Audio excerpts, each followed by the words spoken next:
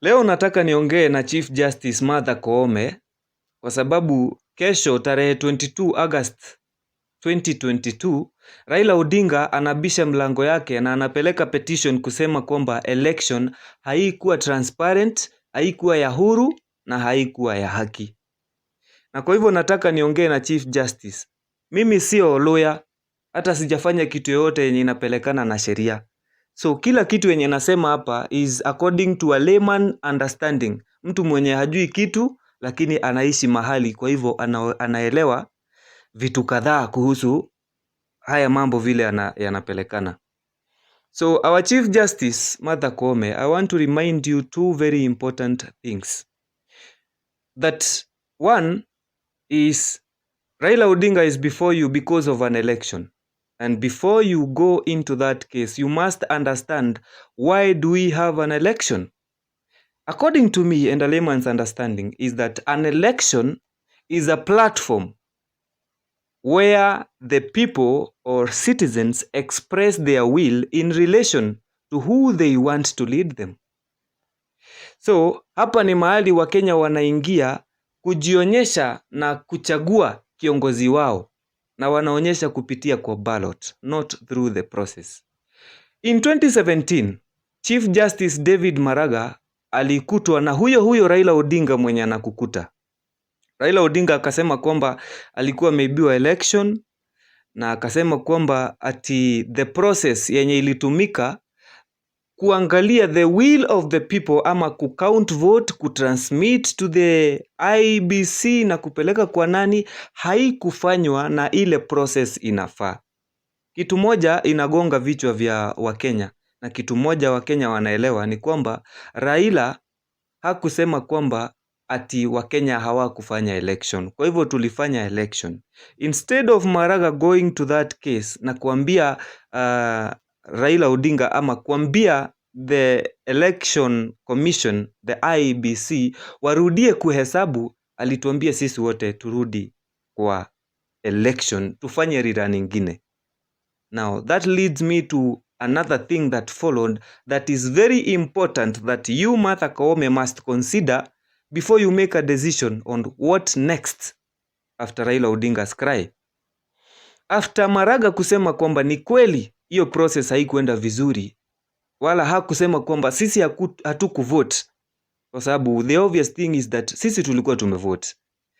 Aliruhusu Raila Odinga to go back to election and akaambia the IEBC warudie the process upya, and that process started with we the people going back to the voting booth, ati turudie hivyo vile tulifanya, na tukaenda tukarudia. But what did Raila Odinga do? Alikataa kwenda kwa hiyo election, akasema haamini referee, haamini Chebukati, haamini IEBC. So I want to remind you that the same man mwenye alikuwa kwa hiyo kesi bado is the same man, the same problems and the same issues ndizo wamekuletea to the Supreme Court.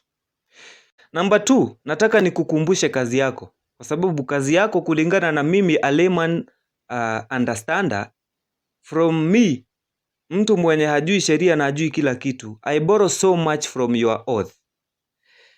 Ile kiapo yenye ulikula wakati uliajiriwa na wakati ulikuwa Chief Justice. Responsibilities and your duties are so much dependent on that oath. And I want to remind you what you said. Now look at this oath. Watch this.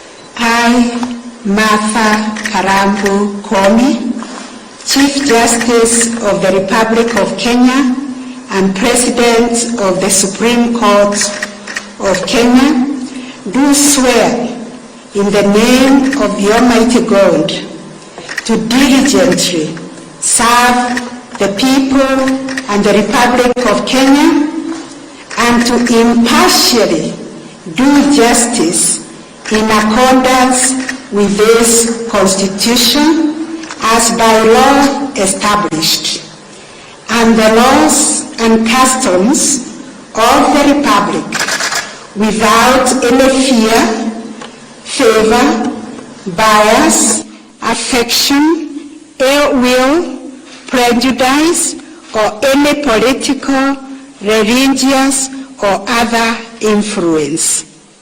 In the exercise of the judicial functions entrusted to me, I will at all times, and to the best of my knowledge and ability, protect, administer, and defend this Constitution with a view to upholding the dignity and the respect for the judiciary and the judicial system of Kenya, and promoting fairness, independence, competence, and integrity within it. So help me God. Kulingana na hiyo oath, kuna mambo manne ambayo yanajitokeza na ambayo lazima ukumbuke our dear Chief Justice Martha Koome. And the first thing is that uliapa mbele ya Mungu. Yes? Uliapa mbele ya Mungu kwa jina la Mungu. So remember, this God is the same God that created the winner and created the loser. Yes, we understand that the winner should not win unfairly and the loser should not lose unfairly.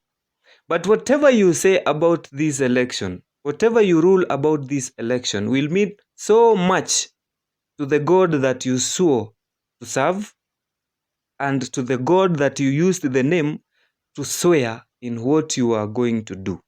I don't want to go to the details of that. Number 2 of what you saw from your oath is that you shall serve. Number 2 is that you shall serve the people of Kenya. Nataka nikukumbushe kwamba baada ya kuswea mbele ya Mungu na kutumia jina la Mungu kuswea, ulisema kwamba utatumikia wananchi wa Kenya.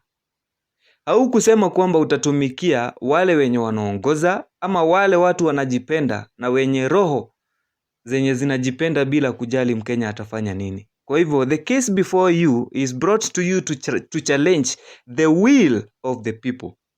Look at this as a challenge from the people, that we the people have said this. Now it is your take to judge on whether or not to believe what Raila Odinga is telling you. But it is important to give him an ear, ujue anasema nini. After listening to him, you rule in a way that does not offend the will of the people. Because the will of the people has already been expressed from the Constitution and from the election that we did. We the people went to the booth and we have what we said. So please don't take us back to repeating what we wish. And if at all we have to go back, give us enough reason. Do not listen to those lords, those political lords vile wanasema. I hear that sometimes they bribe judges and they bribe commissioners to rule or to conduct their business in a way that favors them. I do not know whether that happens. I do not have enough proof, but I'm told they do that. And so, I hope wewe haujapitia kitu kama hiyo, haujahongwa ndio ufanye hiyo kesi kulingana na vile hao mamasters wanataka. Remember, you swore in to serve the people of Kenya. So the will of the people should be in your heart, not the will of the person who has brought the petition or the will of the person who has made the person who brought the petition to bring the petition. Not the will of Raila Odinga, not the will of William Ruto. It is the will of the people that is before you. Number 3, that you shall be impartial. Now before you is a hustler, William Samoei Ruto. And at the same time, before you is a fighter of democracy. The father, I call him the father of democracy because I have too much faith and I very much believe and very much love for Raila Odinga, the father of democracy. He has gone a lot in terms of fighting for democracy. So you have two people who are important to this country. and they come to you with Azimio, the blue color, and you, Kenya Kwanza, the yellow color. We hope that you are not you're not aligned to any party. You are not listening to any boss. You do not have a boss who is giving you instructions on how to rule this case. I hope you're independent. And if you are independent, I hope that you're not going to give that ruling based on who you want to lead Kenya. You give that ruling based on who the people of Kenya wish could lead them. Number 4, that you shall not be biased without fear or with any favor. Let nobody, completely nobody, hata kama akona rank gani ama anataka kukuongelesha akiwa na rank gani, don't let anybody to cause fear unto you. Don't let anybody to give you orders. Remember, you are the leader of the judiciary. They are the leaders of the executive. And that executive is very independent from the judiciary. You run your own institution. So don't take order from a certain member of the executive that you want to work with certain members. Let them not sell you fear. You are the Chief Justice. You have earned that position, and nobody gave that position to you for free. And the last reminder I would want to give you is that you, Martha Koome, the Chief Justice, do not be political. If you become political, we the Kenyans will suffer, because tunakutegemea that you will make a ruling both to the good of us and to the bad of us, because ndani yetu kuna wazuri na kuna wabaya. Na if you become political, utaanza kuona mambo kulingana na vile wewe unataka.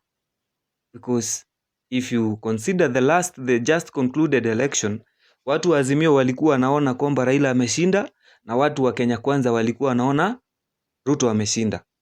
Not because that is bad, but because in politics you try to see what only favors you.